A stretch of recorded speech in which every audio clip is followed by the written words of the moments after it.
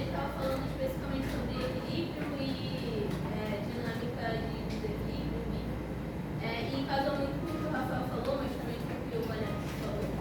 E uma das pontos que ele indica, assim, até certo ponto, é a nossa busca enquanto estudante de economia e economistas pelo equilíbrio, como se isso fosse suficiente para a gente interpretar as dinâmicas econômicas que a gente observa, sem que a gente consiga, de fato, de forma concreta, pensar ferramentas para que, dado o desequilíbrio, o que a gente pode fazer mais do que buscar o equilíbrio. Então, seriam ferramentas para a gente buscar superar esses desequilíbrios, mas não o equilíbrio como algo que a gente deveria almejar única e exclusivamente como um estágio suficiente para a nossa economia, por exemplo, quando a gente pensa em economia brasileira.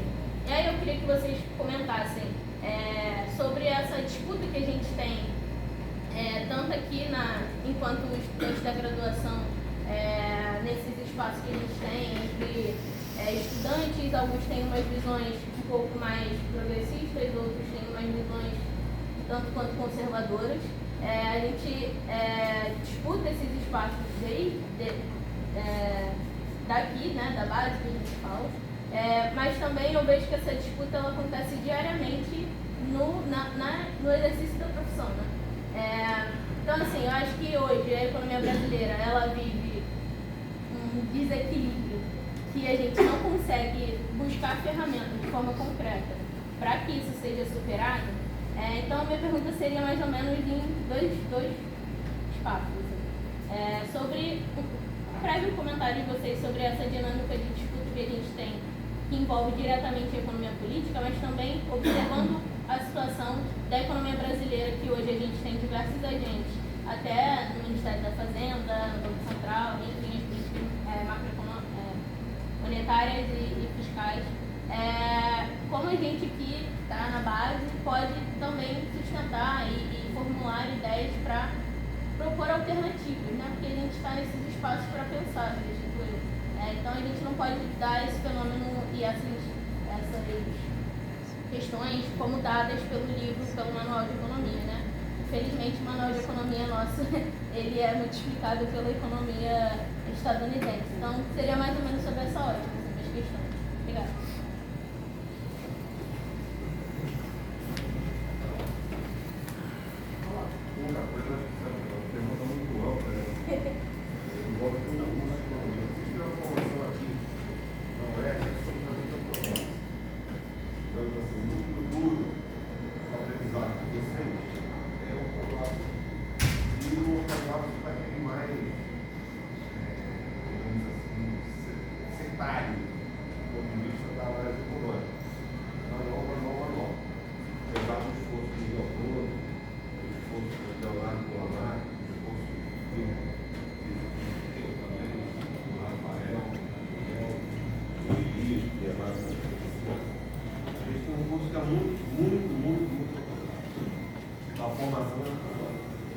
Mas isso não exime vocês, estudantes, de chegarem ao mundo.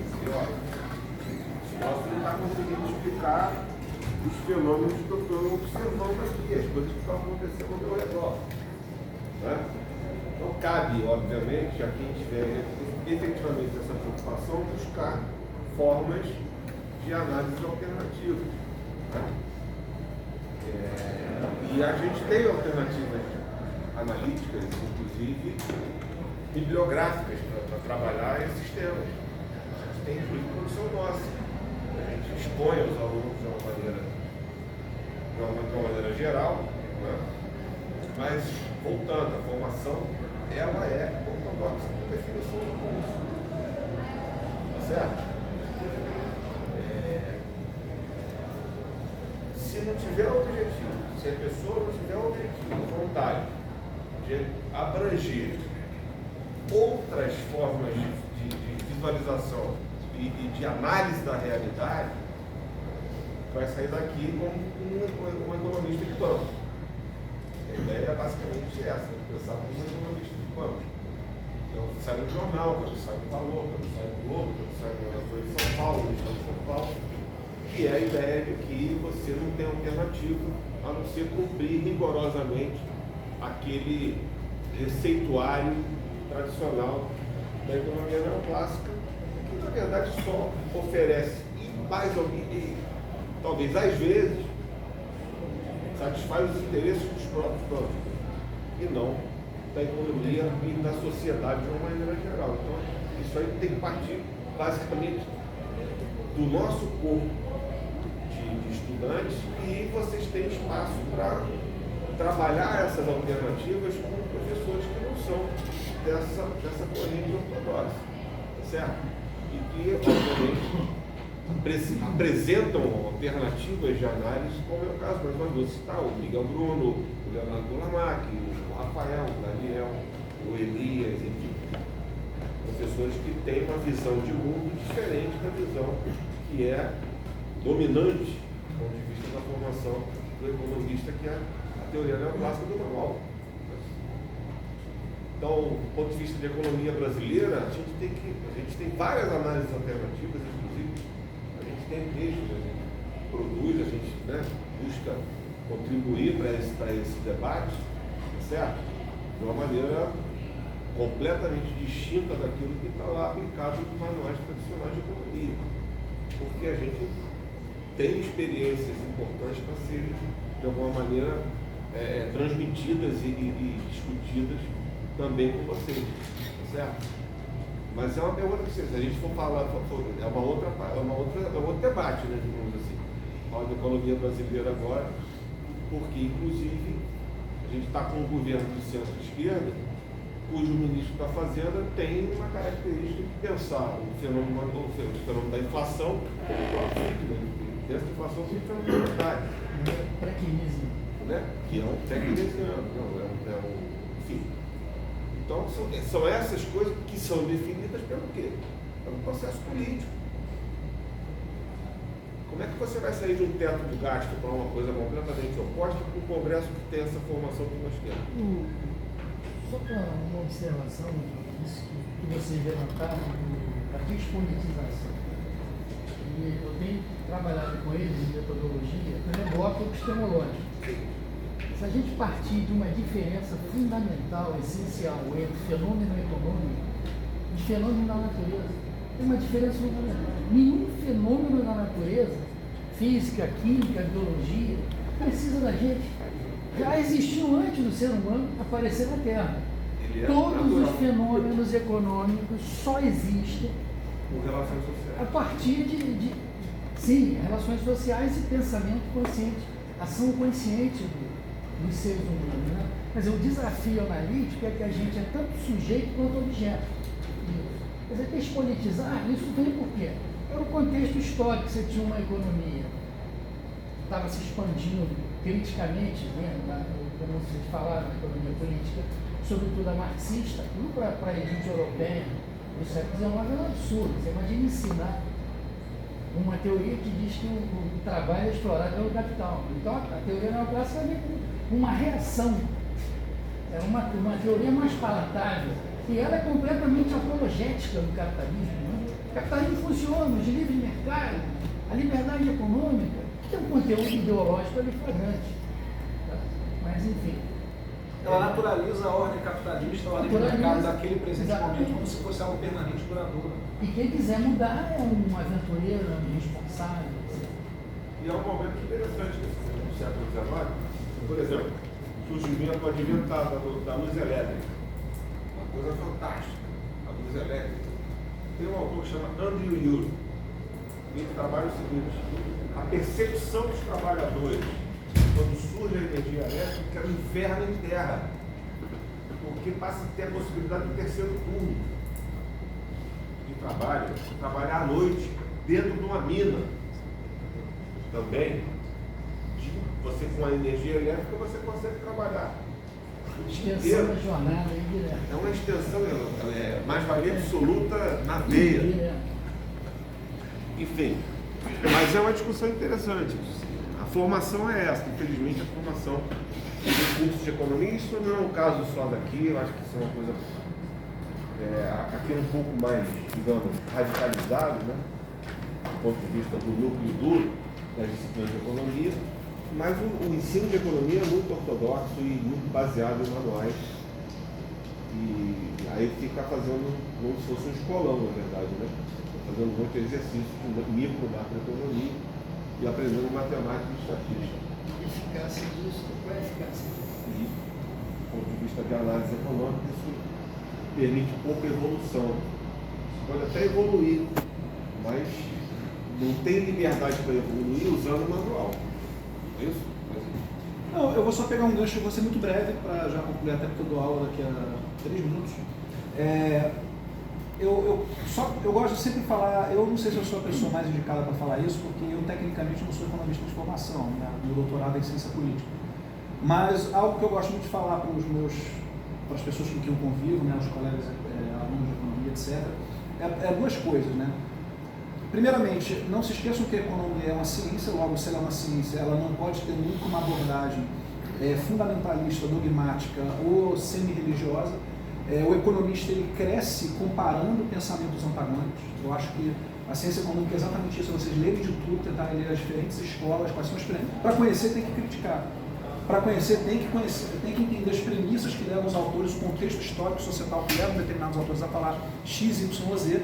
E a partir daí do contraste, vocês mesmos tirem as conclusões de vocês até onde vocês acham que essas teorias fornecem paradigmas explicativos. Eu acho que esse autor explica essas coisas aqui, essas aqui ele não explica. Eu acho que o Keynes ele tem um entendimento acurado para narrar as políticas anticíclicas num período de insuficiência de demanda agregada. Mas talvez o Keynes não seja o melhor paradigma explicativo para explicar determinados fenômenos. E a economia, por ser uma ciência social aplicada, enraizada no contexto histórico, ela está em permanente mudança. As mudanças na teoria do valor entre os clássicos do Marx refletiam uma mudança rápida da sociedade, né, do sistema de trabalho doméstico, do sistema de trabalho fabril. Então, se às vezes uma teoria funciona por um período e depois deixa de funcionar, não quer dizer que a teoria seja uma merda, mas às vezes porque o próprio contexto histórico mudou. Assim como daqui a pouco não. Assim como agora a gente está vendo um momento de cataclisma climático, né, de transições climáticas, né, de derretimento climático do mundo, isso vai ter certamente impactos muito profundos sobre a forma como a gente entende a compreensão do mundo econômico e a organização do próprio mundo econômico, né? Então, é importante o economista contrastar, se der tempo, né? Eu acho até que não vai ter, porque se você conversar com qualquer um especialista no assunto, estão muito pessimistas, né? Mas o ponto é você não ter uma abordagem dogmática da economia, não se encastelar em determinadas perspectivas, mas contrastar os pensamentos opostos. E a minha segunda e última observação é para o economista nunca esquecer que ele está lidando com gente. Ele não está lidando só com números, ele está lidando com gente. Então, assim, isso é muito preocupante, por exemplo, quando você vê determinados livros de microeconomia falando que o salário mínimo, por exemplo, é um mal, que o salário deveria ser determinado de forma livre pela oferta e demanda do trabalho. Então, assim, como se a própria definição de salário mínimo evoca uma concepção humanitária da pessoa ter o mínimo para a sua subsistência e para a sua segurança alimentar. Você falar que a pessoa ter o mínimo para a sua subsistência e segurança alimentar é algo que produz uma ineficiência no sistema econômico, na organização produtiva, complicado, né? Então, eu sempre atento para isso, né? O economista, ele tem que lidar, ele não está lidando só com números, ele está lidando como uma empresa, né? Embora muitos economistas genuinamente acreditem nisso, né? Isso produz essas aberrações, né? O Paulo Guedes bateu no peito ali quando o Bolsonaro assumiu a presidência, falando aqui a economia sem ideologia. É óbvio que ele mesmo não acredita nisso, ele ainda não sabe, né? Mas ele mesmo não acredita, ele sabe que isso não é verdade. Ou seja, mas isso é um discurso, porque afinal de contas isso é muito apelativo para os nossos ouvidos, né? Quem é que não quer uma administração pública mais eficiente, onde os gastos do cidadão que está sendo tributado não sejam alocados de forma correta, né? E uma inflação controlada? Todo mundo quer isso. Quem é que não quer isso? Só que é isso, né? Você tem um discurso que você tem uma construção de uma ideologia. E veja, eu acho uma ideologia legítima. Se a pessoa é liberal, ortodoxa, monetarista, austríaco, não importa, é legítima.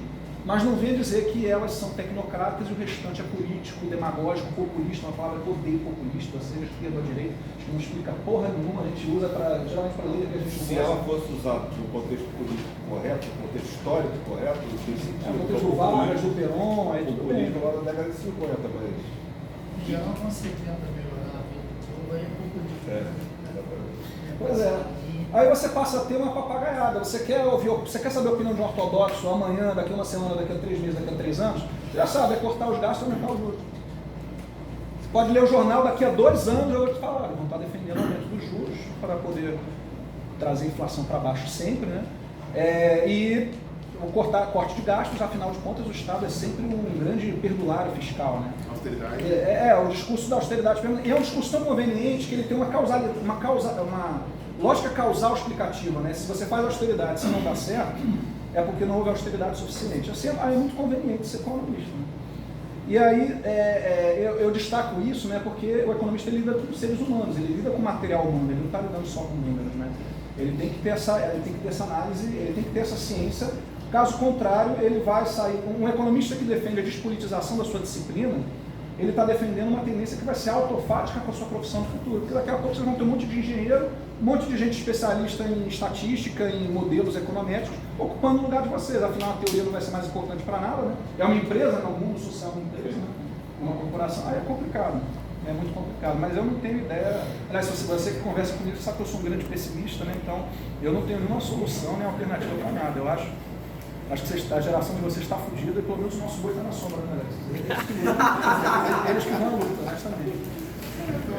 Bom, gostaria de agradecer.